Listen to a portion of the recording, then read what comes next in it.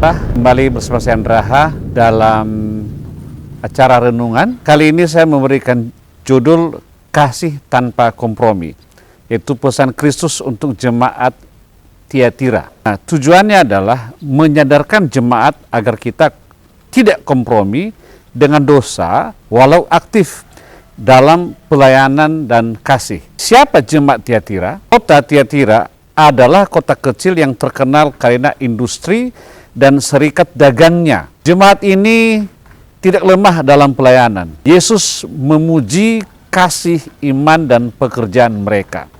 Tapi Yesus juga menegur mereka dengan keras karena kompromi terhadap ajaran sesat. Nah, inilah yang harus kita hindari, saudara. Kadangkala kita tidak mengerti apa yang masuk di dalam anggota jemaat kita.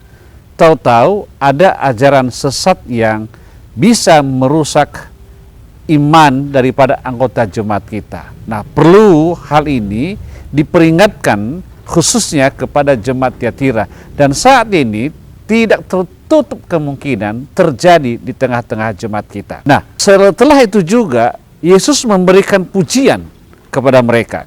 Dalam Wahyu pasal 2 ayat 19 berkata, "Aku tahu segala pekerjaanmu, baik kasihmu, imanmu, baik pelayananmu, pun ketekunanmu."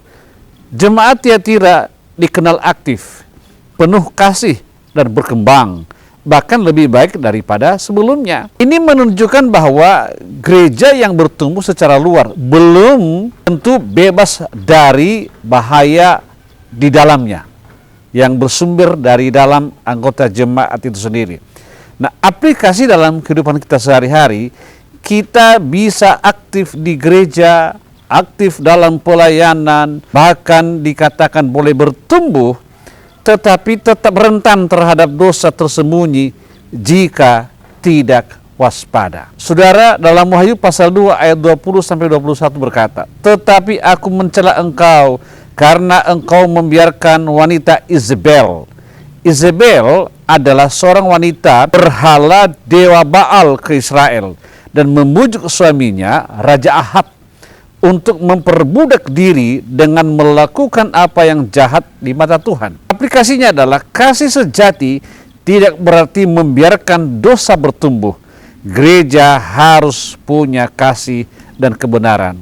Dua hal, kasih dan kebenaran. Nah, dalam hal itu tentunya Tuhan memberikan suatu peringatan dan hukuman. Di dalam Wahyu pasal 2 ayat 22-23 berkata, "Lihat, aku akan melemparkan dia ke atas." Artinya, saudara, dosa yang tidak mau bertobat akan membawa hukuman. Bukan hanya bagi individu, tapi juga jemaat secara keseluruhan. Maka kita harus berhati-hati sekali, karena itu sangat merugikan umat Tuhan, baik secara umum maupun secara individu. Dalam Wahyu pasal 2 ayat 24-28, tentunya saya tidak membaca keseluruhannya, namun saya sampaikan, "Tetapi kepada kamu, yaitu orang-orang lain di Tiatira, aku tidak mau menaruh beban lain." Kristus tidak mengabaikan orang-orang setia. Dia tahu siapa yang tetap murni. Artinya, di dalam pelayanan atau dalam gereja atau dalam jemaat ada penyaringan, saudara. Siapa yang tidak setia.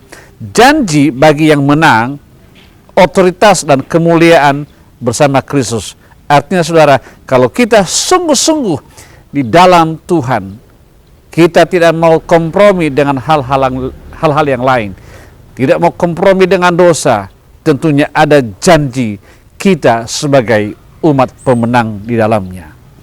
Saudara, perkataan Roh kepada gereja, siapa yang bertelinga, hendaklah ia mendengar. Jemaat Tiatira mengajarkan kita bahwa kasih tanpa kebenaran yaitu kompromi. Kita semua punya telinga, kita semua punya alat pendengar. Mari saya mengajak kita untuk hendak mendengar apa kata Roh kepada kita. Gereja masa kini juga harus waspada terhadap pengaruh-pengaruh yang tampak rohani.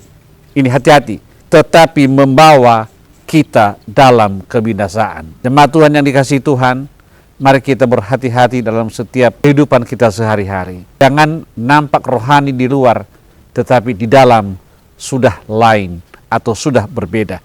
Kesimpulannya, satu, jangan biarkan dosa bertumbuh diam-diam demi menjaga damai. Yang kedua, tetaplah mengasihi, tetaplah melayani, tapi jangan kompromi terhadap ketidakbenaran. Ketiga, Kristus tahu siapa yang setia dan Dia akan membalas dengan adil. Demikian renungan ini. Tentunya saya percaya bahwa saudara diberkati Tuhan, dan saya berdoa agar seisi rumah tangga saudara selalu diberkati Tuhan. Usaha pekerjaannya diberkati Tuhan. Salam, Tuhan Yesus memberkati.